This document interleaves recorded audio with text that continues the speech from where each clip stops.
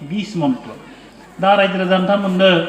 आं बिनि सोमोन्दैनो मोननैसोल' खोथा बुंगोन बारा बुङा बाराद्राय बुजा बुंबा हयथ' गोसोआव लाखिजोबनो हानाय नङा अदल बदल जागोन बेखायनो मोननैसोल' खोथाखौ गोसोआव लाखिनानै प्रेक्टिकेल न'आव दय आफादगिरि बुंनाय बायसा न'आव थांनानै बाहायहैनानै सम कामाव जायोना जाया आं बे न'फोराव थांनानै माबा मोनसे बाहायनानै खामानियाव जानाय मोननैसोल' खोथाखौ आं बुंना गालांदों गथाय बुंजोबना थांबा आं आरो उनाव दरकारानो जानाय नङा बेखायनो दा आङो सानदोंमोन नैबे ओनसोलाव खिन्थु थांलाय फैलाय खालामदोंबाबो आङो बेखिनियाव जि मिटिङा जागोन आं हमनो हायाखैमोन हयथ' नोंथांमोननि बे जायगानि थाखाय आङो गोदान गरेस्वरनि आखे पाखेफ्राथ' प्राय हाबजोबनाय जादों गामिफोराव खिन्थु नैबावहा थांलाय फैलाय खालामदोंबाबो आं हाबाखैमोन बे जायगायावहा दा हसाके बे जायगाया गोदान आरो बेखायनो आङो सानैसो गोदान मानसिनि मोखांबो नुबाय दानि गोदान मानसिनि मोखांबो नुदों हसाके बे गोदान जायगायाव हयथ' गोदान मोनसे आबिष्कार जागोन आरो गोदानै मोनसे ग्ल'रि जागोन आं बेखौ आसा खालामो फैनानै नुयोबानो मानसिफोरनि महर मोखांखौ नुबानो बे मानसिया माबायदि बेखौ जों मोनथिगौ आरो गामियाव हाबनाय लोगो लोगो गामिनि महर थानसालिफोरखौ नुबानो जों बेखौ मिथिगौ बे गामिनि अबस्थाया माबायदि सोरनिबा न'आव थांनाय लोगो लोगो दरखङाव गोग्लैनाय लोगो लोगोनो सेथ्लाफोरखौ नायबानो न'नि बारान्दाफोरखौ नायबानो जों धरा मोनो बे न'नि परिबेखा मा रखम खामफ्लायखौ माथि दोनना लादो हासिबखौ माथि दोनना लादो मानसिया माथि जयो जाबोरा माथिं दोङो जोंनि मेगनाव फटके गोलैयो अब्लानो बे न'नि दरजा मोखाङाव हाबनाय लोगो लोगो जों मिथिगौ बे न'नि मानसिफोरा थिग दंना थिग गैया इसोर सिबियोना सिबिया हिन्जावसाफोराबो आंनो खारग'थारा सिख्लाफ्रा उनथिंनिफ्राय आं दस खजस नायबानो मिथिगौ बे बेसेबां देलाय मांग्रि हाबा रोंगोना रोङा बेसेबां दुस्थु आं रावबो खारग'थार आं हौवासाफोरखौबो मिथिगौ आंनि सिगां रायलायनो फैनायफोरखौ आङो सब धरा मोनजोबो बि मा बुंनो फैदो बि मा गिदो ना गियाखै मा बुंनो फैदो आं पुरा धरा मोनजोबो बेफोरखौ दा नोंथांमोननि नैबे गामिखौबो गम मोनदों सिरि बाहाय गम मोनदों आङो थिगानो दं बे गोदान गामि आंनि थाखाय आरो गोदान निउ जेनेरेसन दं हयथ' निउ जेनेरेसननि सेंग्राफोरा दोङोबा बिराद कामाव फैगोन आरो जेनेरेसना जुदि गैयाबा खिन्थु काम फैनाय नङा काम फैयाबाबो दा जोंहा माइनावफोरा जुदि जना दोङोबा बहुत काम फैगोन दा मातृ प्रधान जों बुङोमोन मेघालयखौसो मातृ प्रधान मेघालयखौ बुङोमोन बिमा गाहाय हादर खिन्थु बे बर'फोरनियाव दा बर्तमान बिमा गाहाय समाज जाबोदों जोंनिया दा बिमाफोरा मोजांबानो गथ' फिसाया मोजां बिमाया मोजांबानो हौवाया मोजां बिमाया मोजांबानो न'आ मोजां साफ सिखोन जायो रावबो हौवाफोरा न'खौ साखोन सिखोन खालामा रावबो हौवाया गावनि गथ' फिसाखौ स्कुलाव थां होननानै थुखैनानै रावबो हरा हौवाफोरा बिमाफ्रासो साफा सुफा खालामना हरो गथ' फिसाया मोनजादोंना मोनजायाखै बिसो हौवाया गावनि लंपेन्टबो सुना लाया गामसाबो सुना लाया हिन्जावा सुना होबासो बेखायनो मातृ प्रधाना फैबाय जोंनावसो फैसिगोन दालासै दा बेखायनो हिन्जावफ्रा माखासे जना दं हसाके ग्ल'रि जागोन मोनसे रिनायसेन्स जागोन परिबर्तना फैगोन बे हिन्जावफोरा जेरै गावफोरा मिथिलांनानै माइनावफोरा हिन्जावफोर बाहामामोन ना दै खुगाया जोंनिया दरंदों खामरुप एखेना थाब थाङो माइनाव होननानै बुङो स्टेन्डार्ड लेंगुवेज हिन्जावफोर माबाया हामा खोनायो आरो कथित लेंगुवेज कथित दा बेखायनो जों बुंबाय थानाय बेखाय थाब बुंबाय थायो हिन्जावफ्रा फैदों जेला जोंहा माइनावफ्रा फैदों जेला न'आ मोजां जासिगोन दिनैनिफ्राय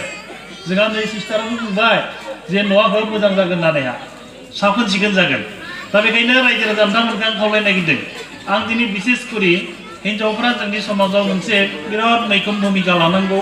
आरो समाजा उन्नति जागोन बहुत लाब जागोन आरो बे लाबनि बाथ्राफोरखौ आं सोंनो बुंनि सोरबा हौवाफ्रा मदायबावोना सोरबा हौवाफ्रा बबेबा थानसालिफोराव बबेबा थुखिलाङोना जगार खालामना होयो खिन्थु हिन्जावफ्रासो सिगां थाङो नाय बेखायनो सैथो जुगनिफ्राय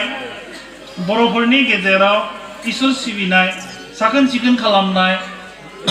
हौवाखौ सिबिनाय खुलुमनाय सब हिन्जावफ्रा बाहागो लाबोदों जों बर'नि अध्ययन खालामदों इतिहास अध्ययन खालामनानै जों धरा मोनदों हसाके हिन्जावफ्रानो बे बुहुमाव एकदम माने माइनाव हिसाबै जोनोम जादों आरो बे लक्षिया गैयाबा माइनावा गैयाबा बे बुहुमाव आरो मानसि जाथिया थांना थानो हानाय नङा होननानै पण्डितफोराबो बे बाथ्राखौ बुंना गालांदों बेखायनो जों बुंनो नागिरदों बर'फोरखौ बुंदों बेखायनो जे माइनाव नों बिराद अननो रोंगोन नोंनि हौवाखौबो अननो रोंगो नोंनि समाजखौ अननो रोंगो नोंनि इसोरखौबो नागिरनो रोंगो गथ' फिसाफोरखौबो नोङो मा खालामनो रोंगो बिराद अननो रोंगो बेनिखायनो हिन्जावफोरखौ बुंनाय जादों मा स्टेन्डार्ड लेंगुवेजाव माइनाव गोसोआव लाखि सात्र सात्रिफोर दोङोबा माइनावनि अर्थ बिश्लेषण खालामनो गोनां जायोबा बबेबा डिग्रीफोराव फरायनो गोनां जायोब्ला बे बिश्लेषणाव लिरनो गोनां जागोन दा स्कुलाव फरिग्राथ' दरकार गैया स्कुलाव फरिनायफोरनो दरकार दा स्कुलाव फरिग्रा सात्र सात्रिफ्रा खैजन दोङो दा आहा कन्डेम दं दा बे बाथौनि मिटिंफ्राव स्कुलनि सात्रफ्रा फैनो खोब तान मोनो सोरबा फैयो जोंहा गामिनि बोराय बेन्थ' बुरि बुरिफ्रा फैयो स्कुलनि दरकार गैया बिसोरसो फैयो दा नोंसोरनि कारणे आं बाथ्रा बुंगोन बारू स्कुलाव फैनायफोरनि आलादा खोथा आरो स्कुलाव फैनायफोरनि आलादा खोथा स्कुलाव फैनायफोरा फरिनायफोरा किताबखौ फरिनानै सोलोंगोन जोंफोर बहुत बिजाब लिरदों बहुत पुथि ओंखारबाय किताबफोरखौ फरायनानै बिसोर रोंगोन दा नोंसोर स्कुलाव थाङिफोरा जाम्बाफ्रा दा माबोरै रोंगोन आंनिखौ खोनासंनांसिगोन दाना जबस्टाबना खोनासंबाय था जबस्टाबना खोनासंबाय था आंनिखौ खोनासंनांगोन दा नोंसोरो किताबफोरखौ फरिनो रोङा जिथिया समय गैया जिथिया गोरोंफोरनिया किताबखौ नायसिगोन स्कुलाव थांनानै जों लिरनायखौ नायसिगोन दा नोंसोरो आंनिखौनो जबस्टाबना खोनासंबाय था दानिया दा नाय रायजोफोर बर'फ्रा गोदोनिफ्राय सिबिबोनाय बे धोरोमखौ बुंदों बाथौ धर्म बिनि अर्थखौ एसे बुंनांसिगोन दा नोंथांमोननि परिबेक ओइथिंगालिबा मा दङ मा गैया मिथिया नोंथांमोननि बिजाबाव नायबाय बिजाबाव नायनानै आं धरा मोनजोब्बाय अबस्थाया मा रखम आरो बाराद्राय नायनांलिया आरो बाराद्राय गामियावबो हाबनो दरकार गैला बेयाव थानसालिनि अबस्थाफोरा बाय माने पया लगा अबस्थानि थानसालिफोरखौ बेयाव स्नेपआव होनाय जादों जिथिया जेरै गामिफोराव बिनि कनसियासनेस साखाफोरा बे बाहाय खम होनना जों धरा मोनो दहाय बुङाखैना नोंसोरनो सोरनिबा मोनसे गामियाव हाबनाय लोगो लोगो बे गामिनि इउनिटिया मा रखम बे गामिनि साननाय हनायफोरा मा रखम मा रखम खामानि मावो मावा ओइ गखायथानाव नायबानो जों धरा मोनो गामिनि मानसिफोरा जुदि मोजांबा धर्मनि प्रति चेतना दङबा एक जुदि खिलिमिलि गैयाबा गामिनि गखायथाना बिराद मोजां जायो सोरनिबा न'नि इसोर बावनाय जायगाया न'नि मानसिफोरा जुदि बिराद मोजांबा साफ सिखन जुदि थानो मोजां मोनोब्ला बे न'खरनि सा सानजा खनाय इसोर बावनाय हय सिजौबो थानो हागौ थुलुंसिबो थानो हागौ दाउदै फुलबो थानो हागौ साफ सिखन जाना थागोन जों हाबनाय लोगो जों धरामोन हाबनाय लोगो लोगो जों धरामोन दा बे पयालागा पिक्सार माखासे नुनानै धरा मोनबाय जे निश्चय माबा मोनसे केरन दं गेना गोरोन्थिफोर दं माबाफोर थालांदो होननानै सानना लादों दा बे इमान गिदिर बाथ्रा नङा समस्या समाधान जागोन खोनासंना ला समस्या समाधान जागोन बे दा जोंनि धर्मखौ बुंदों बाथौ धर्म बिश्लेषण खालामदों जोङो बाथौ माने पन्चशक्ति सूर्य बायु माटी पानी आकाश सान बार हा दै अख्रां मोनबा शक्ति सानखौ प्रथम लाग्रोनांगोन दा जोंनि गोरों गोराफ्राबो अरखौसो लाग्रोदों अरा जाबाय साबस्टिटिउट बे बुहुमाव साना गैयाबा इनार्जि जाया इनार्जिनिफ्रायसो अर जन्म जादों जोङो सानखौ थांनानै लायनो हाया जिथिया दांनो हाया जिथिया जोङो साबस्टिटिउट हिसाबै अरखौ जों खुलुमो बे बुहुमनि सुप्रिम पावारानो जाबाय मा साना ओंखारनायखायसो बारा जन्म जादों सारा ओंखारनायखायसो दैया जन्म जादों बारदो दैखौ जन्म जानायखायसो साननि शक्तिदों हाया जन्म जादों हाया जन्म जानायखायसो बे अख्राङा जन्म जादों बे मोनब्रै बुस्थुआ जमा जानानैसो मा जादों साना मोनब्रै बुस्थुखौ सृष्टि खालामनानै होदों बेनिखायनो साना जाबाय मेन बेनिखायनो मानसिफोरा मा खुलुमो सानखौनो खुलुमो बर'फ्राबो सानखौ खुलुमो बेंगलिफोराबो सानखौनो खुलुमो नाथाय इस्लाम धर्मनि मानसिफोरा सानखौ खुलुमा बेखौ गियो सानखौ नायनो गियो बेनिखायनो बिसोरो अखाफोरखौ खुलुमो नोंसोरनि खाथियाव इस्लाम धर्मनि मानसि दं बे मस्जिदनि सायाव अखाफोरा दोंनाय अखाफोरखौ बिसोर खुलुमो मा खुलुमो दा बिसोर बिगियाननि बहुत सिगांनो बिना आबिष्कार खालामना लादों मा आबिष्कार खालामना लादों सानावथ' मानसिया थांनो हाया इसोरखौथ' बेयाव दोङोबाबो जों नुनाय नङा जोङो माखालिबा थिग गैया अखाफ्रावबो जों थांनो हागौ हयथ' आनान गसाइ बेयाव दोङो जों नागिरहैनांगोन होननानैहा बिसोर अखाफोरखौ खुलुमो रायजोखौ दा बेखायनो जोंनि बर'फोरा बुंदों बाथौ पन्चशक्ति सूर्य बायु माटी पानी आकाश बे मोनबा शक्ति मानसिया मेगनजों नुयो सानखौबो नुयो बारखौ जों नुवाबाबो देहायाव बोयो हाखौ नुदो दैखौ नुदो अख्रांखौ नुदो बे पन्चशक्ति मोनबा शक्तिनि सृष्टिकर्ता मालिक बे मालिकखौनो बुंनाय जादों बर'फोरा बोराय होनना बुंदों इसोर होननानै बुंदों आनान गसाइ अबंलावरि फोथांगिरि फोथैगिरि बहुत केटा नामजों गाबज्रिदों दा बे नुनो गैयै शक्ति इसोरखौनो इस्लाम धर्मनि मानसिफोरा आल्लाह होननानै गाबज्रिदों बे नुनो मोनै शक्तिखौनो ख्रिष्ट धर्मनि मानसिफोरा गड होननानै गाबज्रिदों বিভিন্ন नामजों गाबज्रिदों सनातन धर्म भारतवर्ष बे नुनो मोनै शक्तिखौनो बुंदों राम हरि नारायण कृष्ण बहुखिनि नाम होदों नाखिना बर'फ्रा বিভিন্ন সময় বিভিন্ন गाबज्रियो जोङो बोरायबो होननानै बुंदों बेखौनो सोरजिगिरि होनदों फालिगिरि होननानै बुंदों फोथैगिरि होननानै बुंदों खिन्थु एखे बे इसोरनि जों महरखौ नुवा इसोरा महा थायो जोंबो बुंनो हाया थार खिन्थु बुंदों जे सिजौनि गरावनो थाथार होनना जों बुंगासिनो दं सनातन धर्मनि मानसिफोरा बुंदों इसोरा महा थायो जों मिथिया सनातन धर्मनि मानसिफोरा बुंदों थुलुंसिनि गरायाव अन्थाइ थरसेयावनो थायो होननानै बुंदों इस्लाम धर्मनि मानसिफोरा बुंदों आल्लाया महा थायो बिसोरबो थिरांथा बुंनो हायाखै महा थायो बे अर्ध चन्द्र बेनि सिङावनो हाबना थायो होननानै बुंदों शंकरी धर्मनि गेजेरजों इसोरखौ बुंदों इसोरा महा थायो बिसोर बुंदों मा मणिकुटि सिङाव बन्था गय होनाय बथा गांसे बिजाब गांसे बिहुनजो खोबना दोननाय बिनि सिङावनो हाबना थायो होननानै बिसोरो बिश्लेषणनि गेजेरजों बुंदों ख्रिष्ट धर्मनि मानसिफोरा बुंदों गदा महा थायो नागिरना मोनाखै हाजो खंखर थांनाबो पाहाराव थांनाबो दैसा गोथौआव थांनाबो नागिरना मोनाखै महा थायो बै क्रुस सिङावनो हाबना थायो होननानै बिसोरो বিশ্বাস खालायो क्रुसनि सिङाव हाबना थायो होननानै जयगुरु धर्मनि मानसिफोरा বিশ্বাস खालामो बिसोरनि बरदाया माने बिसोरनि इसोरा महा थायो बिसोरबो मिथिया उनाव मिथिना मोनबाय जे है जोंना हांखो राजानि गद' सिङावनो थायो नालाय हांखो राजा मासे बिसोरनिया प्रटिकआव हाबनानै थायो दा बेखायनो बहुत धरननि माने दर्शननि गेजेरजों फिलसफिनि गेजेरजों इसोरखौ बहुत जायगायाव बहुतानो दोङो बहुतानो आमुक जायगायाव दोङो होननानै बुंदों जों बर' बाथौआरिफ्रा बुंदों इसोरा महर गैया इसोरा रूप नाय महा थायो जों बुंनोबो हाया इसोरा कोनो महर गैया रूप गैया बे रूप गैयैखायनो बर'फ्रा इसोरखौ बहुतखिनि नाम होबाय लामाफोराव जुदि खैफोद आफोद जायोब्ला हे गसाइ आंखौ रैखा खालामफाय बुंदों जे ओइ गोसोआव साननाय इसोर आं गोसोआवनो सानना लादो नों आंखौ रैखा खालामफाय इसोरनि महरा मा रखम गोजा ना गोथां ना गुफुर ना हाइथें दोङो ना हाखाइ दोङो ना दैसा गोथौआव थायो ना दंग थायो ना दंफांनि सायाव थायो जों बेखौ मिथिया दोङो ना गैला थैखो ना थांखो जों मिथिया बेनिखायनो बर'फोरा बुंना फैदों बे समावनो अबंलावरि नोंनि जिउआ बहुत गोलाव दाबो थैयाखै महा थायो जों मिथिया अबंलावरि होननानै बुंदों आनान गसाइ होननानै बुंदों खैफोद आफोद जायोब्लानो जों नोंखौ गाबज्रियो नोंखौ गाबज्रिबानो आंनि देहाया बिराद गाहाम मोनो बिपदफोर रैखा मोनो बेनिखायनो आरो इसोरखौनो बुंदों मा आनान गसाइ दा हाइटिक दिखाव बिश्लेषण खालामनानै बुंदों बोराय माने सबसे गियानि श्रेष्ठ मालिक बोराय होननानै बुंदों बिभिन्न धर्मनि मानसिफोरा बर'फोरखौनो बुङो है नोंसिना बोरायबालाय इसोरखौ बोराय होनना बुङोब्ला दा थैबाय दा न'खौ गैलानो दां दख होनना बुंलायलायो आरो जोंखौ बोरायबाथ' खानसे बि थैनांगोन बि दुब्ला थैनांगोन ओमफ्राय गैया जानांगोन जोङो फिलसफिनि गेजेरजों बुंदों दर्शननि गेजेरजों बोराया जन्मनिफ्रायनो बोराय बि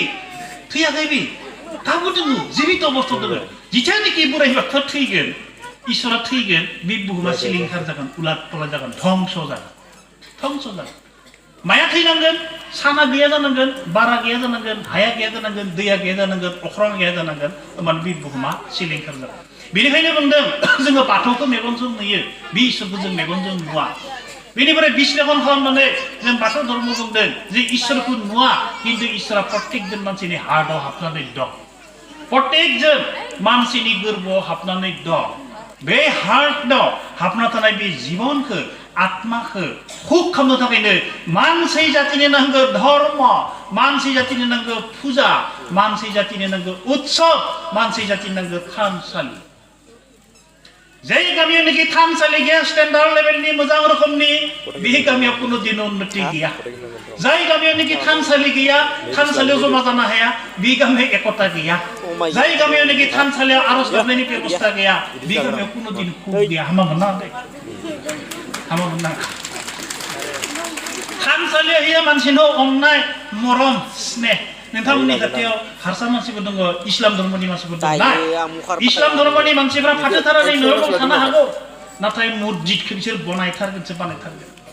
एकमात्र इसोरखौ जाय मानसियानोखि मोजाङै लाखिनानै दोनो बे मानसियासो थांना थानो हायो जाय मानसियानोखि इसोरखौ मोजां जायगायाव दोननो रोङा बे मानसिया कुनु दिन थांना थानो हाया बाङालिफोरा साहित्य चर्चा खालामो যে ধর্মের কোনো মন্দির নাই সেই ধর্মের মানুষের আপনার থাকা বাসা নাই যাই ধর্ম নাকি কোনো মন্দির গিয়া বি ধর্ম लाग्रा मानसिफोरा गाइसोर थानो थाखायबो न' गैया ना नंगौथ' जों बिश्लेषण खालामनानै धरा मोनबाय बिभिन्न पुथि अध्ययन खालामनानै धरा मोनबाय जाय मानसिया नाকি आनान गसाइखौ नै रखम नखा बांखौ बावबाय थायो नखा फिसिनानै दोनो आलानि लेथेर फेथेर खालामनानै दोनो अमा उरख्रांनाय बोरमा जास्लिंनाय गास्लिंनाय खालामनानै दोनो आनान गसाइया बेखौ बुङोनो ओइ नों आंखौ बे फंसे दोननानै बेखौ खुलुमबाय थाद' था नोंनि न'आबो दै गब्लं ओंखारनाय जागोन था आंखौ जेरैबायदि खस्थ' खालामनानै दोननानै आनान गसाया उल्था बेखौ बोरोनावो आनान गसाया रावखौबो हिंसा खालामा आंखौ इमान अखा बांखायाव दोनदो जेला नोंबो गब्लंआवनो थाहैथां होनना बुंदों बेनिखायनो बर'फोरनि न'आ गब्लं नारानि न' थानानै थुरिनि न' थानासो दासो थिखा थुखुर मावनानै बाय फैसा जाखोमानानै टिं सिं लानानै गरायसाफ्राव बिल्डिंआ टेल टेल लुना लाहैदो खालिसिया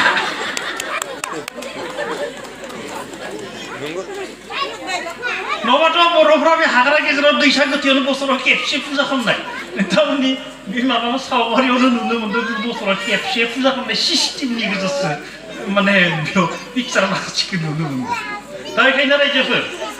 जाय मानसियानोखि इसोरखौ मोजां जायगायाव दोनो नखा बांखा फिसिया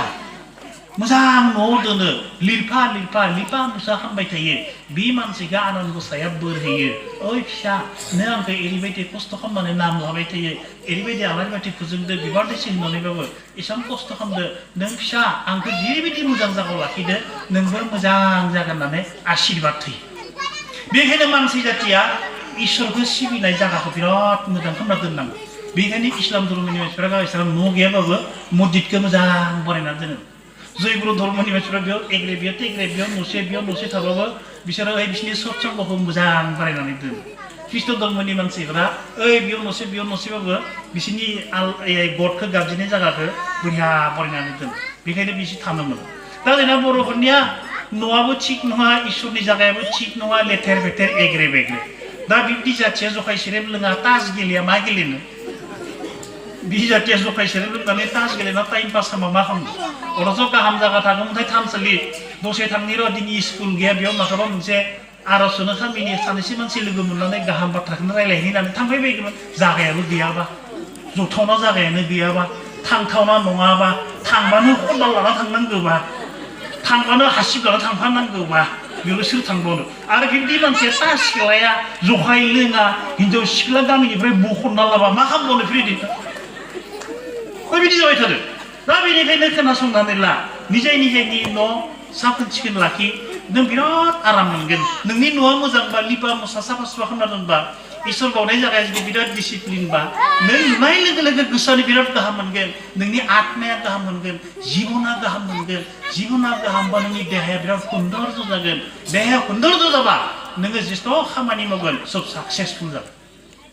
आरो जुदि न'आवनो जुदि साखोन सिखोन गैया खेथेर खुथुर नांलायबाय थायोबा नों बाहेरायाव ओंखारलांबाबो नों मालायजों नांलायनो गोनां जागोन बाहेरायाव ओंखारलांबाबो नों मोजां खोथा सिन्था बाथ्रा खालामनो हानाय नङा नोंनि गामियावनो जुदि आरो लेथेर बेथेरब्ला गामियाव जुदि डिसिप्लिन गैयाबा गामियाव जुदि बबा ओंखारलांनो हाबा दसे खुलुमलांनो थाखाय जुदि थानसालियाबो इनडिसिप्लिन बा नोंनि मोनानि इनडिसिप्लिन नोंनि लाइफआनो इनडिसिप्लिन जागोन बेनिखायनो बहुद खोथा बेयाव हाबनानै दं रायजोफोर दा बुंनांगौथ' बहुद दं इमान गोलाव आं बुंबाय थालिया बेखायनो रायजो राजानो मोखां खावलायनो नागिरदों नैबे जुगा बेबायदि जानला मानला गोदोनि बायसा बे बोसोराव खेबसे महाबा माहाव खेबसे इसोरखौ आर'ज गाबनायनि समय नंलिया नों जेसेबां हागोन पण्डितफोरा बुंदों जोंबो बुंदों सानसेयाव खेबनै इसोरनि नाम ला होननानै सानसेयाव खेबनै नाम ला खेबनै नाम लानायाव नोंहा जेबो खुथि गैया जेबो लक्षण गैया पण्डितफोरा बुंदों बिमाया गथ' फिसाखौ जन्म जानायनि उनाव गाइखेर जाहोनानै फेदेरदों थिग जेनेबा इसोरा बुंदों ओइ सोरांनाय लोगो लोगोनो आंनि खेबसेल' नाम ला आरो मोनानाय लोगो लोगो खेबसेल' नाम ला नोंहा खुनु बिपद गैया बेनिखायनो जाय मानसियानोखि धार्मिक जाय मानसियानोखि इसोरखौ मानियो जाय न'खरानोखि इसोरखौ मानियो बिसोरनि न'खराव खुनु बिपद जाया रायजोफोर आरो जाय न'आवनोखि खुनु इसोर होननाय बुस्थु मिथिया खुनु इसोरनो बावनांगौ होननानै खुनु मिथिया खुनु साब सिखोन गैया बे न'खरावनो खदायनो बेराम जायो बे न'खरावनो खदायनो बिपद जायो बे न'खरावनो खदायनो नांलायनाय जायो बे न'खराव खुनु दिन शान्ति जाया बिघा टु बिघा खेथि मावबाबो बे न'खराव खुब गैया लाख लाख थाखा थानो हागौ बे न'खराव खुब गैया रायजोफोर बे दिखनि खोथा दं आध्यात्मिक दिखनि खोथा दं जेनेबा साइक'लजि इडुकेसनफोराव बेफोर बाथ्राफोरखौ बिराद फुरिनो मोनो गोरोंफोरा फुरिना मिथिगोन दा आंनिख्रुइ एसे बारासो मिथिगोन बेखायनो रायजोफोर आं नोंखौ खावलायदों नाम्बार 1 इसोरखौ सिबिनायाव मानसिया आग भाग लानांगौ फुङाव खेबसेल' लानो दे हे आफा इसोर बोराइ बाथौ मैया खानसेया मोजां मोनबाय दिनै आंखौ मोजाङै लाखि बास आं गसाया नोंखौ आशीर्बाद होगोन जे फुङावनो आंनि नाम लाबाय मोना मोना नोङो उन्दुनाय सिगां खेबसेल' नामला हे इसोर दिनै सानसे मोजां थांबाय गाबोनबो मोजां जाथो आं गाबोनखौ नुहुराखै बुंनो होदो जे गाबोनबो मोजां थांथो होमबानिया नोङो आनान गसाइया सानगोन बुंगोन आनान गसाइया नोंखौ आशीर्बाद होगोन गाबोनबो मोजां थांगोन ना आंनि नाम लादो जिथा दा इसोरखौदि जों नुवाखै इसोरा मा रखम जोंखौ बोर होगोन मा रखम आशीर्बाद होगोन खोनासंनानै नायदों आंनि बुंदों दहाय इसोरखौ नुवा महर गैया मुस्रि गैया महा थायो मिथिया दा इसोरा जोंखौ आशीर्बाद होगोन आं लेक्सार होबाय थादों दा इसोरा महा थायो दा खोनासं इसोरनि शक्ति प्रत्येक मानसिनि हार्टआव हाबना थायो जे आत्मा जीवनखौ मानसिया नुवा जीवनखौ मानसिया नुवा रायजोफोर आंनि देहाखौसो नुदो हयथ' नोंसोर आंखौ गरायसराव नाख्लिबा नुबा आं फैबाय थायो फ्राय आंखौ हयथ' नोंसोर सिनाय मोननो हागौ ओइ बिनोलाय दाखालि लेक्सार होनाय मानसिया एसे गोजौयै दारि फुरनाय आंखौ फटक सिनाय मोनो आंनि महरखौसो मिथिगोन नोंसोरो खिन्थु आंनि जीवनखौ नोंसोर नुवाखै आंनि जीवना गोजा ना हाइथें गोनां ना हाखाइ गोनां ना सु गोनां आं रावनिबो जीवनखौ आं नुवाखै आंनिखौबो नोंसोर नुवाखै जिथानोखि जीवनाव ओंखारलाङो मानसिया थैयो दहाय बिजाब बेखावगिरि बिथां मन्त्रिया बुंदों मानसिया थैयो थैबा जीवनाव ओंखारलाङो खिन्थु जीवना थैया मानसियासो थैयो देहायासो थैयो खिन्थु जीवना थैया जीवना मानसिया ओंखारलाङो ना गामिनि बोराय बुरैफोरा मिथिगो सोरबा मानसिया जुदि थैयोबा मेगना बेलाव नायबा मेगनथिं थांदो होनना बुङो जीवना सोरबा जुदि खुगा सिनानै थैयोबा खुगाथिं ओंखारलांदो होनना बुङो सोरबा थैनाय समाव जुदि हासुना लादोंबा बे हासुग्राथिं ओंखारलांदो होनना बुङो सोरबा थैनाय समाव जुदि खिना लादोंबा खिनायथिं ओंखारलांदो होननानै बुङो बे खोथाया सत्य खोथा मानसिना हौवासाफोरनिया 9टा दरजा दं हिनजावसाफोरनिया 11टा दरजा दं थैदोंब्ला बेनि जीबना बे 9टा बा 11टानि जिखुनु मोनसे ओंखारलांथारनांगोन बे इउनिभार्सेल ट्रुथ जीवना थैया खिन्थु मानसियासो थैयो बे थैयि जीवनखौ हुक खालामनो थाखाय दहाय बुंदों आङो मानसिनो धर्मखौ नांगौ मानसिनो इसोर बिसाखिखौ नांगौ आरो मानसिनो थानसालिखौ नांगौ बे जीवनखौ जोङो फुङावनो सन्तुष्ट खालामग्रोनांगौ जीवनखौ जोङो फुङावनो सन्तुष्ट खालामनांगौ हुक खालामनांगौ होमबानिया दिन हरनि थाखाय बिराद मोजां आरो हरावबो जुदि हुक खालामनो हायोबा नोंनि आयुआनो बिराद गोलाव जायो पण्डितफोरा बुङो दा जोंफोर मानियो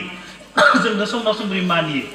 मान्थलि धान ना मान्थलि पटान नोंसोर मानिबा माइ जागोन आरो मानियाबा पटान जागोन बिसाक गैया दा बेखायनो सोलोंनानै थां नाम ला खेबसेल' लिरलायनो नाङा आलारि बाथि फोजोंलायनो नाङा सानजा खुलुम उथिनाय लोगो लोगो हे आफा इसोर बोराइ बाथौ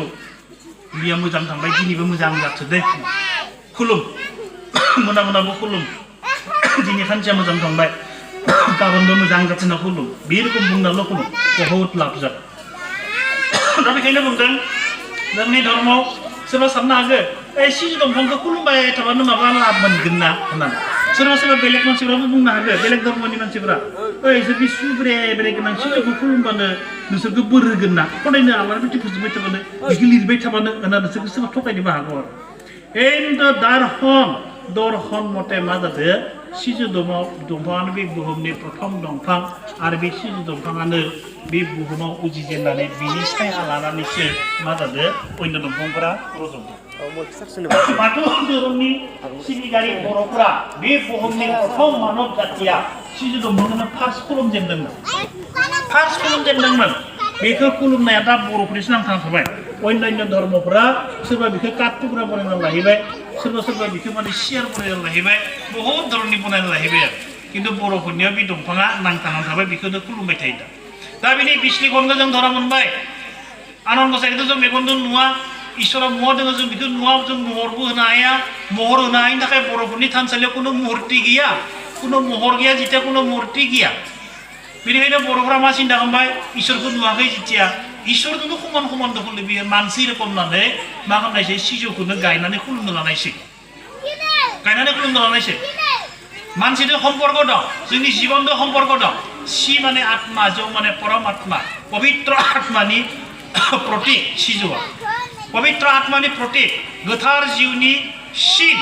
नाय नोंथांमोना रायजोफोरा नाय खोनासंनानै ला आरो प्रमाण नाय सिजौ दंफांखौ दानस'नानै गायबासो थांखाङो बस'ना लाबोनानै बोफ्लेना लाबोना गायबा बियो थैयो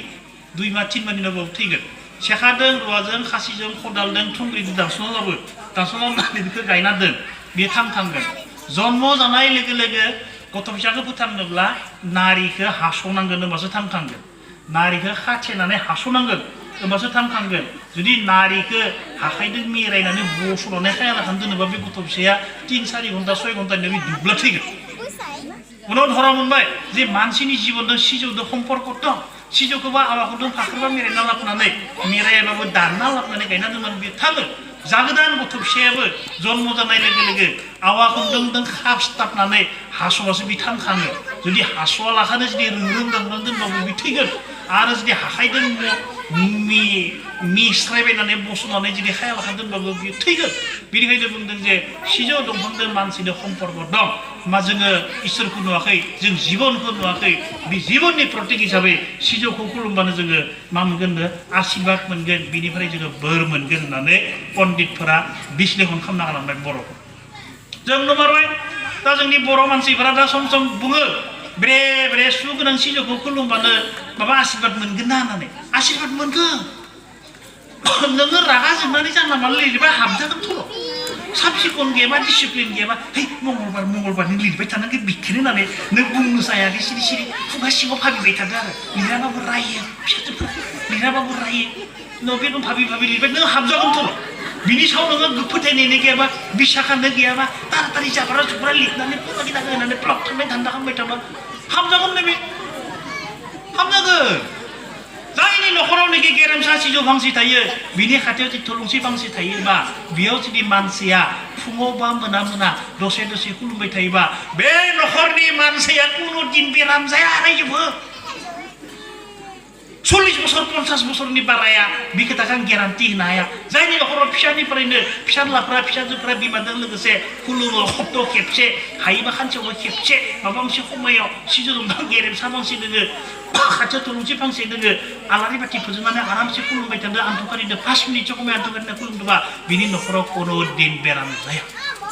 आयुर्बिगियान शास्त्र बुंनानै दोनदों जायनि न'खरावनोखि फुजा फाथाल जाबाय थायो सिजौ दंफांनि गुदियाव आलारि बाथि फोजोङो बे मानसिनि न'खरनि गथ' फिसाफोरनियाव एन्टिबडिया स्ट्रं जायो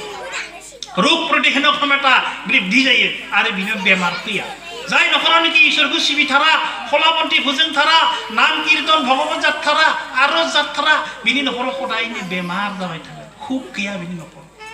अशान्ति बर'फोरनिथ' अशान्ति इसोरखौ मिथिया कुनो आरज जाया कुनो माने लिपा मुसा गैया कुनो आलारि बाथि फोजोंनाय बेबस्था गैया आसरित खोथा बेनिखायनो बुंदों जाय मानसिनि न'खराव इसोरखौ सिबियो बे मानसिनि न'खरा धोनि जायो बे मानसिनि न'खरा हिखित जायो बे मानसिनि न'खरा बिराद अनलायनाय जायो इसोरा आशीर्बाद होयो इसोरखौ जुदि जों खुलुमारोब्ला गोसो हंखरनिफ्राय बे जोंखौ सिरि सिरि माबा मोनसे आशीर्बाद होयो जाय आशीर्बादखि जोङो मावबानो दांबानो जोङो मोनलांबाय थायो बेखायनो रायजोफोर सिजौखौ खुलुम आलारि बाथि फोजोंनानै खुलुम प्रत्येक मंगलबाराव खुलुम हानायफ्रा सानफ्रोमबो खुलुम हाथारिफ्रा मंगलबारै खुलुमबा नोंहा मोनसे आत्मबिश्वास फैगोन आत्माया खुब जागोन आरो इसोरनिफ्राय नों आशीर्बाद मोनगोन नोंनि साननाय हनायफोरा सब समस्त फुलफिल जागोन दा जोङो बर'फ्रा मानो सा सानजा खनाथिं खुलुमनांगोन नाय रायजोफोर आं बारा गोलाव बुंलिया गुसुं बुंना फोजोबनि बर'फ्रा सा सानजा खनायाव इसोरखौ जोङो लाखिना दोनदों नोंथांमोना कामरुपनि मानसिफोरा मिथिथारनांगौ बेथ' कामरुपमोन ना प्रागज्योतिषपुरनिफ्राय जादों कामरुपआ जादों 2 जिल्ला मोनसे दासो बाक्सा जिल्ला जादों बे कामरुपआ बहुत सत्य जुगनिफ्राय फैनाय बुस्थु बियो सत्य जुगनिफ्राय फैनाय कामरुपनि मानसिफोरनिसो धर्ममोन बे बाथौ धर्म रायजोफोर मबा उदालगुरिनि दरंनि धर्म नङा बियो मबा गवालपारानिबो धर्म नङा बियो मबा क'क्राझार दुधनैनिबो धर्म नङा बे कामरुपनि मानसिफ्रासो रैखा खालामना दोनदो आरो दा हबा प्रमाण 1950 सननिफ्राय जों बरपेटा जिल्लायाव थानाय बर'फ्रा बे धर्मखौ उत्पत्ति खालामदों आरो बिनिफ्रायनो स्प्रेड जादों आरो कामरुपनि मानसिफोरा धर्म गारथाराखै कामरुपनि मानसिफोरा एखेबारे पाम लानाय दङ धुलाबारि महिलापारा आरो आंनि गामि खाथियाव नलबारिनिफ्राय थांनाय धुलाबारि नै खाथियाव दै बारबानो मोनो धुलाबारि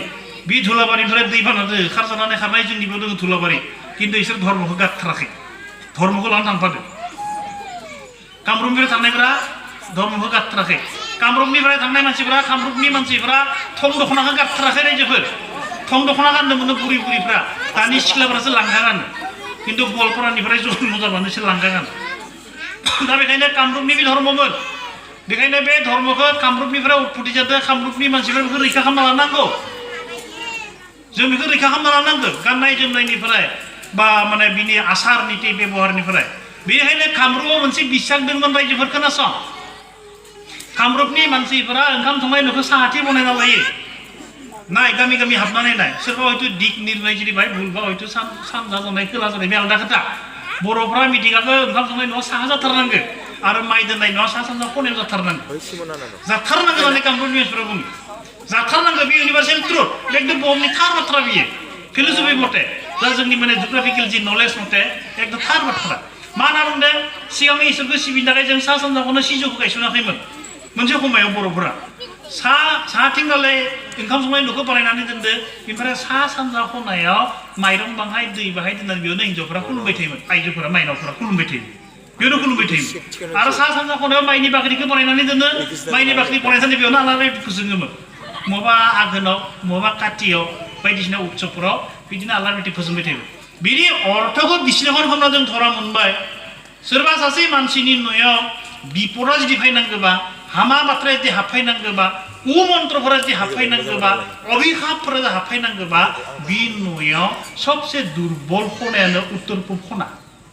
सा सानजा खनाया सबसे दुर्बल खना बे खनायाव जुदि इसोर बावनाय कुनु जुदि जागा गैयाबा नोंनि न'आव सोरबा हामा मानसिया कुमन्त्रबो होनो हागौ नोंनि न'आव सोरबा हामा मानसिया अभिशापबो होनो हागौ नोंनि न'आव सोरबा हामा मानसिया बिथिं हाबनानै नोंखौ लन्द बन्द खालामनो हागौ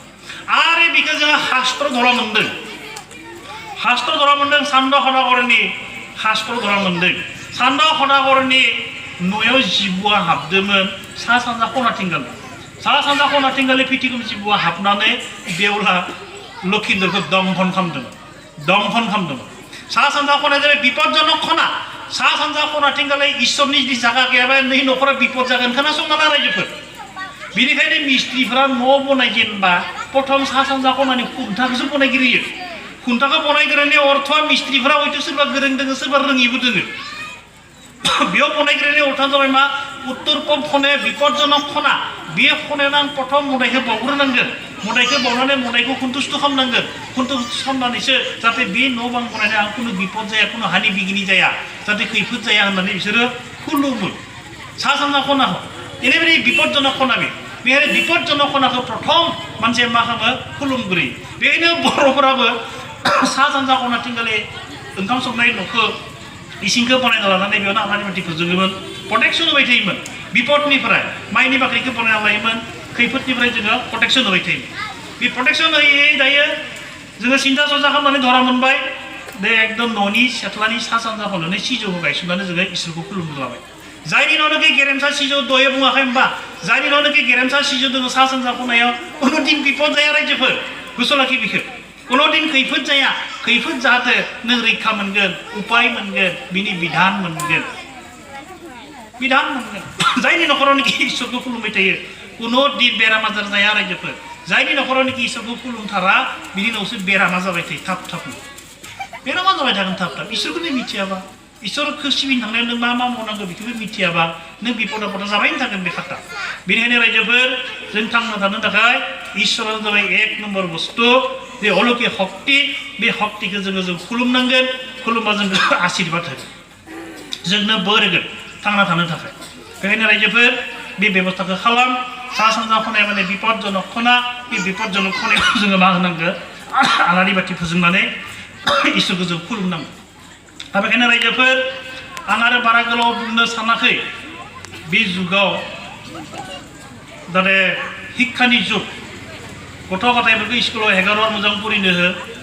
आरो जोंनि सेंग्रा सिख्लाफोरा जाहाथे फरायनानै जाहाथे जोंनि समाजाव मोजां मानसि जाथो आं बेखौ अनुरोध खालामदों बिमाफोरा एसे नाय गावनि फिसाफोरा स्कुलाव थांनो हायाखै टिउसनाव थांनो हायाखै ना मबाइल गिदिर एन्ड्रइड मबाइल लानानै नामा कालबाराव जना थायो नामा बिमाफोरा एसे नजर हो नङाबा बिपद जागोन ओरैबायदि समाय फैबाय बर'नि सेंग्राफोरा सिख्लाफोरा जुदि फुरियाबा इमान बायदि साख्रि फैगोन दा ओरैबायदि साख्रि अखारगोन लिडारफोरा बुंदों आं खोनासंबाय थायो समाय साख्रि मावनाय मानसियानो गैया जागोन दा क्वालिटि मेन मानसि दोङो थिगानो थोंजों जखाय रायख' सेरेब रायख' जुवा खेलावरि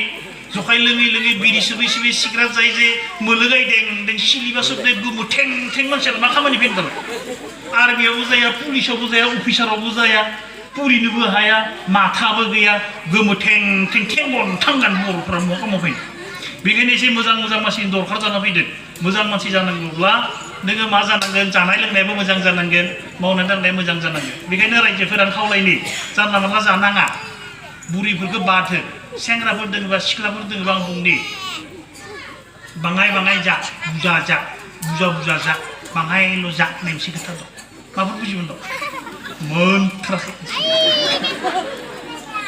बाङाय जाबा नों बहुत बोसोर मोनजायो आरो बहुत दिन मोनजायो बुरजा जाबा थाब थैयो बुरजा जा बाङायल' जा बाङाय जा बुरजा जा बे रखम मथे एखौ बुजिमोन नोंसोर खदायनो सेरेपखौ कापसे लों दहायथ' जोंहा बायदेवा सिस्टारा लोंनो होआखै आं बुंनि नोंसोर हाबा मावनाय मानसि हालि खदाल मावनाय मानसि गरेसनाथ' हाथाय जानाय मानसि कापसे लों खदायनो 100 बोसोर मोनजागोन नोङो बेदरखौ हाबाफोराव हैना प्लेटआव थुख्राब्रै बिसनि जा 100 बोसोर आरामसे मोनजागोन नोंसोर जुदि खानसेनो बथलनै बथलथाम सोना लायो खानसेयावनो जुदि आधा केजि गाहाम बेदर सोना लायो नों 30 बोसोर 40 बोसोरनि उनाव नों थांथारनानै दुब्ला बुस्रेब जानानै थैखागोन बे खाटां बुस्रेब जानानै थैगोन नोङो एकदम खाटां बे 3 बथल 4 बथल सेरेब लोङोब्लास' बुदब जानानै थैगोन बेनिखायनो गथ'साफोरखौ नाय जखाय सेरेब लोंनायनिफ्राय बन्द' खालामनानै दोन लोंनाङा हामा बुस्थु नोंसोरनो भबिष्यत नोंसोरनो बे बर'नि गेजेराव फुरिनांगोन नोंसोर साख्रि मावनांगोन आर्मि मावनांगोन पुलिस मावनांगोन सिआरपि मावनांगोन मास्टर मावनांगोन अफिसार जानांगोन नोंसोर बायदि मानसिफोरानो जुदि गेले गेथे जानानै थायोबा जोंनि समाजखौ सोर सालायगोन जोंनि साख्रिफोरखौ सोर मावगोन हाखा बांगाल गोरियाफोरा मावफैनानै हाखा बांगाल गोरियाफोरा जोंनि बर' हिन्जावफोरखौ हाबा खालामना लानानै बर'फ्रा हाबा मावनो जायगा गैला मानसि गैला बर'फोरनि हाखौ लानानै गोरियाफोरासो बर'नि बिजामादै जानायखौ नायबाय था गोरियाफोरा बर'नि बिजामादै जागोन बांगालफोरा बर'नि बिजामादै जागोन होखारनोबो हाया माबानोबो हाया फिसाजोखौनो लांबायबालाय ओइ आंनि नावनो थाफाय मावफाय जाफाय होननानै जेव बांगालफोरा फैगोन नायबाय था रायजोफोर दा जे ओरैबायदि एलेवा जुदि जायोबा बेखायनो आं खावलायनो नागिरदों रायजोफोर सेंग्राफोरा धाम धुम पुरिनायाव गोसो हो मबा एन्ड्रइड मबाइल नायनाय मबा खबा उन्दैफोराव थांनाय बिरि सिगारेट सोबनाय मबा जुवा गेलेनायफोरखौ बाद हो रायजोफोर जुवायानो बे थांगोन बे रावबो फाया बे जुवाया मोनसे निसा आं गम मोनदों बोसोरनैनि सिगाङाव ओइयाव फैदोंमोन आं ओइखिनाव मिटिं मोनसे जादोंमोन नै रोखोम न' खमाय न'खा हां न'खा सिनाय खस्थ' मस्थ' फैदो ओइखिनावमोन कदमगुरिनिफ्राय सिगाङाव बे गामियाव आङो सासे मानसिखौ सोंबाय थायो गामिनि मानसिफोरा बुंदोंमोन जे जोंना गहायथानानो गैया गहायथान गैयाबाथ' जल जागोन होनना बुंदों थान गैयाबा मान गैया नोंखौ सोरबा बुंनांगोन धुप थाब माने रायजो थाबासो आंखौ बुनो हरबाय लोगोसे रायजोफोरा थांनानै बिसार खामिगोन दै सारस्रांगोन नों बुजाबाय जिथिया फिसादोबो बुजानो हागौ हिन्जावदोबो बुजानो हागौ सोरबा बिदा बिफंदोबो बिमादोबो बुजानो हागौ बाय थानसुवा मानसुवा दोङो दै सारस्रांनांगोन दा जुदि समाजानो गैयाबा गहायथानानो गैयाबा दै सारनाय दिउरियानो गैयाबा नोंखौ जल दालायना बुंदों जोंनि न'आव थांनायाव हा दाबो जल दामासि दोङो नामा बिरखम गहायथान बनायना खर्चा होनना बुंदोंमोन आङो दा बनायगोन होनना बुंदों बनायबाय ना होमबा बनायदोंबाथ' धन्यबाद दा बे गामियाव फैदोंमोन आं दा बेयावबो बुंना गालांदो जे बे गामियावबो बुंदोंमोन आंखो मानसिफोरा मा जागोनलै एकदम माने जुवा खेलायनोसो बिराद पार्कट जादों जुवा खेलायनोनो मिटिं बनायनो जुवा खेलायनोनो फुजा बनायनो जुवा खेलायनोनो हाथाय बनायनो जुवा खेलायनोनो न' भारा लालायनो उइ बाप आं आसरित जाबाय बापरे बाप बिरखम आं हानाय नङालाय मानसिखौ बुजायनो एसां बिरखम बे एडिक्टेड जाबायबा बे जुवानिनो जुदि एडिक्टेड जाबायबा जहायखौ लोङाबा जेरैबायदि गारनो हाया सिखाव खामग्रा मानसिया सिखाव खामनो जाबाय थायो जुवा गेलेनाय मानसिखौ जुवा गेलेनो जाबाय थाबायबा बेफोरखौ आरो बुजायनायाथ' माने बहुत कठिन बेखौ सोर बुजायनो हागोन आंबो बुजायनो हाया बेखौ बिनि बिफायाबो बुजायनो हाया बेखौ सोर बुजायगोन बिनि हिन्जावसो बुजायगोन हिन्जावा मोजांबा हौवाया मोजां जागोन हिन्जावाबो जुदि लटर बटर बा बे हौवाया थिग जाया रायजोफोर हिन्जावा बुजायनांगोन हिन्जावा आरामसे बुंनांगोन गथ' गथाय देरबाय हाबा बिबा जाबाय सिगां जि जाबाय सेंग्रा खालाव दा बिदि जुवा तुवा गेलेनाङा जखाय सेरेब लोंनाङा गथ' फिसा फेदेरनांगोन पुरि होनांगोन मालायफोरा फरायदो साख्रि मावदो गरेसानाव थादो मा रोङियाव थादो गुवाहाटियाव थादो जोंनियाव बिदि जुवा गेलेबाय थायोबा पुरिनोबो होआबा साब सिखोन जुदि थानो रोङाबा जोंलाय मा जागोन उनाव जोंहा मिनिजानाय जागोन दं हा हु धंस' नांगोन हिन्जावफोरखौ बुजायना होनांगोन बेनिखायनो हिन्जावफोरखौ जे माइनाव नों जाबाय सहायसुलि अनसुलि बिराद धैर्यकिल बेनिखायनो माइनाव होनना बुंदों हिन्जावफोरा मोजां जाग्रोनांगोन नाम्बार 1 हिन्जावफोरा मोजां जायोबानो हौवाया मोजां जागोन खिन्थु हिन्जावानो हामाबा बे हिन्जावखौ फाहामनो हाया दे सोरबा हामादों ना हामा मोना दे हिन्जावा हामाबा खिन्थु हौवाया फाहामनो हाथारा दे महाबिपद हिन्जावा गाहामबा बिराद गाहाम जायो संसारा खुब जायो बहुत खुब जायो जाय खुबखौनोखि नोङो मालायनि सायाव बुंनानै नोङो फोजोबनो हाया बेनिखायनो हिन्जावफोरखौ बुंदों मा होनना बुंदों जे एकदम लक्षी माइनाव हौवाफोरा नोंसोरनि मदाय हौवाफोरा जाबाय हिन्जावफोरनि मदाय बे मदाया जाबाय सबसे गिदिर बे मदाया नोंखौ लाबोना दोनफैदो नोंनि हौवाया नोंखौ लाबोनानै बेनाव दोनफैदो आं नोंनो हानायखिनाखौ होदो हायिखिनाखौ नोंबो नागिरदो बे न'आव फैनानै न'खौ कुनि खाम नोङो लक्षी बुस्थु नों गैयाबा आंहा सोलिया हिन्जावफोरनि थाखायबो हौवाया गैयाबा सोलिया बेखायनो बे खानैजों गोरोबनानै जायनि न'खरानोखि जायो बेखौसो बुङो न'खर जुदि हौवा हिन्जाव जुवा खेलानि जखाय लोंनायनि केटेर कुटुर गथ' फिसाजों बबा खारख'नायनि केटेर कुटुर नांलायबाय थायोबा बे न'खर जायानो बेयो जायो हाखर जायो आरो बिपद जायो मेल मिटिं जाबाय थायो बिपद जायो रायजो दा मनाव थादोंना बाथ्राफोरखौ आं बाय थाब बुंदो थाब थांनांगोन आं गोजान मानि मानसि ना बेखायनोसो मिटिङै माबा माबिफोराबो संगठनफोराबो लाबथिंबाय थायो मा बुंनांगौ मा मानांगौ जानला मोनला बुंथिंबाय थानायल' आंहा खस्थ' मोनसोदो बुजिनाय जादों थान्दा आं नावबाथ' दै गुदुं लोङो दा नैयाव सोरखौ बातायनो गुसु गुदुं नालाय सोर दा बुजिनाय गोनां थानांगौ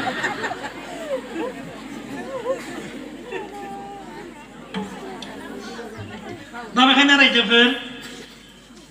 हौवाफोर आरो हिन्जावफोर सुख जाना थायोबा बे समाजा मोजां आरो जे समाजावनोखि हौवा हिन्जाव केटेर कुटुर नांलायबाय थायो बे समाजा हामा बिसोर धोनि जानो रोङा बिसोर एकता गैया आरो बेनिखायनो आं जानायावबो बुंनि दयदां सेरेब लोंनायसो बुंबाय बेदर जानायखौसो बुंबाय सेरेब बारा लोंनाङा बेदर बारा जानाङा हिसाबनि जा थि जा बहुद दिन जा बुजा जा थाब थैजानानै नों थाब थैगोन बुजा जाबा आं सेंग्रा सिख्लाफोरखौ बुंनि जुदि भबिष्यत बंश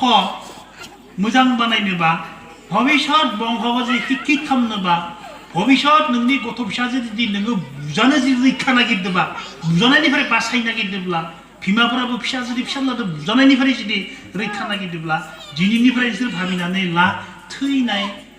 दाउ बेदर अमा बेदर बोरमा बेदरखौ जाहोनाङा बिपद जागोन खिन्थु बेनिफ्राय बे मानसिफोरा कुनु दिन बेदर जानानै थांना थानाय जुन्थुफोरखौ कुनु दिन जाहोनाङा फिसाफोरनो बर'आ नेवलाय जायो मानसि गोथै जायो बर'आ सेल जायो मानसि गोथै जायो हा कत' बिदि बुस्थुफोरखौ जायो बर'आ सेल जायो सैमा जायो मावजि जायो नेवलाय जायो जे बुस्थुआनोखि बेदर जानानै थांना थायो बे बेदर जाना थांना थानाय बेदरखौ मानसिनि देहायाव सोना लानाङा मानसिनि देहायाव सोना लाबा जोंनि थैया अदल बदल जायोबा पशु स्वरूप आंनि सन्ताना जन्म जायो सैमा जुदि जादोंब्ला बे सैमाया जुदि ब्लाडआव एडिक्टेड जाबायबा जिन ओंखारबोगोन बे जिनानो जुदि स्थिति थायोबा हिन्जावनियाव बे सन्ताना बे सैमा बायसान जन्म जागोन आसरित खोथा बे बिगियाननि खोथा बेनिखायनो जानाय लोंनाय खालामनानै जा जाय मानसियानोखि थैनायखौनो बांसिन जायो दाउ थैनाय अमा थैनाय बोरमा थैनाय हांसो थैनाय बर'फ्रा जानो गाहाम मोनो हारसा बांगाला थैनायखौ बारायथि गारना दोनो सिरिसनि थिखांना लाबोनानै बर'फ्रा मोनजाबा बेखौ जुथि आमफ्राय गारना दोनदोंलै लांबाय बथलथाम जोब्बाय जुथि रायलायफैगोन अरज' थैनानै बेबायदि ब्लाडआ सेलफोरा थैना दोनबाय सेला एकदम समस्त बिफां जाजोबदो बे शक्ति गैला रानजोबलांनानै थैनाय एकदम थैलांबाय बे राननासो थैदो मानसि बेराम जानानै बे बुस्थुखौ जाबा जोंनि देहाया हजम खालामनो हायाबा मा जायो लिभारा बिराद खस्थ' मोनो लिभारा खस्थ' मोनबा लिभारनि आयुआ खमियो लिभारनि आयुआ खमिबा बे मानसिया मा जायो बुस्रेब जायो मोदोम ओंखारो बुस्रेब जाना उदैया गिदिर जायो आथिंफोरा गिदिर जायो मोखांफोरा गिदिर जायो उनाव दुब्ला थैयो बेखायनो रायजोफोर जानाय लोंनाय साबधान जा दा बुरैफोरनिया थांबाय बोरायफोरनिया थांबाय बिसोरखौ बादेदो बिसोर थैनो खमाय जाबाय हामामोन आंहा थैनो खमाय जादों नाथाय सेंग्राफ्रा सिख्लाफ्रा बिमाफ्रा बुङै बिरखम बुंना लांदों सासे मानसिया थैनाय बुस्थुफोरखौ जानाङा आरो बिनिफ्राय कुनु दिन नोंसोर देनां देरबाबो मा जानाङा नाम बेदर जानानै थांना थानाय जुन्थुफोरनि बेदरखौ कुनु दिन सोना लानाङा खिन्थु सोना लायोबा खिन्थु बिपद जागोन महा बिपद जागोन बेनो बर'फोरनि गेजेराव खोब कम संख्यक मानसियासो रागाया कम बर'फोरनि मानसिया बहुत मानसियानो माने बिराद खोंगो गोसा आरो बे खोंगो गोसानि कारणे बर'फ्रा दखान बाजार होनो हाया दखान बाजार होनो हायिनि एक नम्बर कारना जाबाय बे अन्य जातिजों गोरोबनो हाया खाद्यआवनो जोङो मा जानो भुल जाना फैबाय थादों इसोरखौ खुलुमनायावनो जोङो भुल जाना फैबाय थादों इसोरनि नाम लानायावनो जोङो भुल जाना फैबाय थादों बेनिखायनो बे जातिया दखान बाजार होनो हायिनि नाम्बार 1 कारन दर्शनाव बुंदों जाय मानसियानोखि इसोरखौ नाम लाबाय थायो जाय मानसियानोखि इसोरखौ खुलुमबाय थायो बिनि ब्रेना थान्दा जायो मगजा थान्दा जायो बे नांलायनि इस्सा जाया आरो बे मुखस्थ शक्ति बृद्धि जायो स्मृति शक्ति बृद्धि जायो धैर्य शक्ति बृद्धि जायो जाय मानसियानोखि धार्मिक आसुरित आं नोंसोरनो मोनसे बिधान होना गालांनि खोथानि गेजेरजों खोथा सोरबा गथ' फिसाफोरा जुदि 3 थाखा 4 थाखा 5 थाखा आप टु 7 14 3000 रेस 14 बोसोरनि तलनि जिखिनि गथ' फिसाफोरा पुरिबाबो गोसो थाया पुरिबानो मेङो पुरिबानो थेन्थाव नखारो पुरिबानो मेगना सायो पुरिबाबो मुखस्थ थाया आं बिमाफोरनो मोनसे ताबिज होना गालांनि रायजोफोर बिगिरा गथ' फिसाफोरखौ बाथौनि गुदियाव फुङाव जा मोनाव जा 5 मिनिट खुलुमो नायबाय था बिनि रिजाल्टआ नोंसिनि आखाइ मुथायाव एक माननि गेजेराव बे गथ' फिसानि पुरिनायनि परिबेखा बाहाय सोलायगोन मुखस्थ शक्तिया बाहाय बृद्धि जागोन बे पुरिनो होबा मेगन आलुनाय थेन्थाव नखारनाय मिसिब नखारनाय बे अट'मेटिक मोजां जागोन नायबाय था नोंसिनि रिजाल्टआ नोंसिनि आखायावनो कुनु मन्त्र कुनु अजा कुनु ताबिज कुनु माने दोनदाल दिरुं सापनि दरकार गैया रायजो आसरित बुस्थु बेफोर दा बेखायनो मानसिखौ जे बुङो जे इसोर सिबि इसोरखौ बाव इसोरखौ खुलुमनाय लोगो लोगो जोंनो मिथिया जासे ओरैबायदि शक्तिखौ होयो जाय शक्ति गिनि नोङो भाबिनाबो मोननाय नङा बेखायनो खुलुमनाय मोनसे नेम दङ रायजोफोर खुलुमनाय मोनसे नेम दङ जोंनि बर'फोरा खुलुमनायखौ सोलोंना लाया जायफोरानोखि मेडिटेसन ट्रेनिंआव थाङो जुग खास्टआव थाङो बिसोर पुरा मिथिजोबगोन हयथ' बर'आनो दङ खुलुमनाय आसि बिमाखौ हायाव थुबथानानै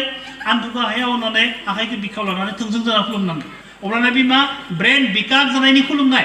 ब्रेना बिकास जागोन धैर्य जागोन स्मृति शक्ति बृद्धि जागोन ब्रेनाव ब्लाड सार्कुलेशन जागोन कुनु आघात बिघात जाया बे मानसिया खुलुमो आरो जुदि जस्ता ब्लेनानै खुलुमो मा जायो बे रायख' जायो बे मोनसे जोंनि बांसिन बर'आ रायख'सो खुलुमो जस्ता ब्लेना हायफाया दाउदैयाव जस्ताबना खुलुमनाय जाबाय रायख' खुलुमनाय बेयाव हजम जायो मानो रायख' खुलुमनाय होनना बुंदों बे रोखोम खुलुमबा हजम जायो हजम जानो थाखाय ब्रेननिफ्राय मोनसे ग्रिस ओंखारबोनांगौ बे ग्रिसआ पाकस्थलियाव हाबहैबा जों जिमान बुस्थु जादों बेयो हजम जायो बे रखम खुलुमबा आरो बेखौबो नांगौ माब्लाबा बाराद्राय ओंखाम जाफ्लांबा माब्लाबा बाराद्राय बेदर जाफ्लांबा सोरखौबा नुदोंना गोदोर मोनसे ओंखाम जाखांनानै सां सायाव बिदि आन्दुगोरना थायोमोन दा बे जाबाय हजम जायो आरो बे रोखोम जुदि खुलुमबाय थायोबा जोंनि बर'फोरनिया मा बाराद्राय जानासो खुलुमबाय थानाय जागोन बेनिखायनो बे खुलुमनायखौ बुंदों मा रायख' खुलुमनाय जाबाय थानो हागोन बहुद बेखायनो इसोरखौ खुलुमनाय सिस्टेमा बाय बेलेग आसिमा बोरायखौ हायाव हो आन्थुखौ हायाव हो आरामसे खुलुम होमब्ला नैबे लाम्बार केनेल मेरुदण्डनिफ्राय ब्लाड सार्कुलेशन जानानै ब्रेनाव लागै थाङो बे ब्रेनाव लागै जोंनि ब्रेना ओरैबायदि बुस्थुआव गठन जादों टटेल 9000टा सेल साननो हानायानो आरो साननो हायि बहुतटा सेल दं एकदम मिलियन टु मिलियन 9000टा सेला जायनियानिखि मोजां ब्रेननि बे खिरा ब्लाड सार्कुलेशना बे मानसियानो पारफेक्ट मानसि बे मानसियानो पुरिनो हायो बे मानसियानो खोथा बाथ्रा बुंनो हायो बे मानसियानो गुनि बे मानसियानो गियानि जायनियानिखि डिफेक्ट जानानै दङ फांसनलेस जानानै दङ बे मानसिखौ बर' गामिनि मानसिफोरा बुङो माखौबा बुंबा माखौबा भाबिना लायो माखौबा बुंनांगौ माखौबा बुङो बहा थांनांगौ माखौबा थांफ्लाङो बे रोखोम मानसिखौ सोर मा होनना बुङो गामिनिफोरा तारनि तार जनाय आखायाना तार जनाय नंबा बे तारा बाय डिसप्ले जानानै थायो तार जनाय होनना बुङो बे तारफोरखौ थिग लाखिनो थाखाय मानसिया खुलुमबाय थानांगौ बेखायनो रायजोफोर धर्मनि लोगोसे साइस्थ'नि खोथा दं सिन्था चर्चानि खोथा दं मगजनि खोथा दं बेमार आजार निरामयनि खोथा दं बिहि फिसा खुब थानायनि खोथा दं बिहि फिसा खुब जायोबासो गथ' फिसाफोरा खुब जागोन गथ' फिसाफोरा खुब जायोबानो जोंहा माने भबिष्यत सिन्था चर्चाया मोजां आं दामगा खावलायनि आं जखाय लोंना होनना बुङा बर' समाजाव बर'फोरा लोङो खिन्थु कन्ट्रल खाम लोंनायखौ कन्ट्रल खाम सोरबा फानोबाबो न'आव फाननाङा बाहेराव फानो पेकेट खालामनानै फानो जखाय फाननाबो जीबन माबानाय मानसि दङ न'खरखौ दैदेनलांनाय किसुमान मानसि दङ आं थामगा खावलायनि गथ' फिसा फरायनाय दङबा 6, 7, 8, 9, 10 फरायनाय दङबा एलपि स्कुल फरायनाय गथ'फोर दङबा न'आव खुनु दिन जखाय लोंनाङा रायजोफोर भबिष्यत बंश जुदि मोजां खालामनोब्ला न'आव खुनु दिन जखाय लोंनाङा जखाय लोंनानै जुदि बिदा फं नांलायोब्ला बेबायदिनो बिबैफ्रा जुदि नांलायोब्ला हिन्जावफ्रा जुदि नांलायोब्ला गथ' फिसाफ्रा फुरिनाया मा जायो फुरिनायाव गोसो हाखानाय नांलायनायसो खोनासंबाय थायो किताब फुरिबाय थानाय समाव जुदि मोना जखाय लोंना नांलायोबा किताबनि बाथ्राफ्रा